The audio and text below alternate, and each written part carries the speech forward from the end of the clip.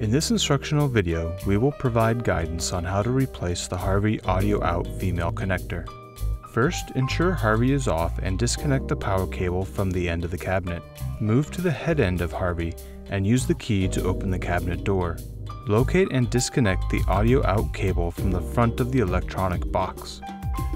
If needed, remove any cable tie downs and remove shrink wrap from the distal end of the connector.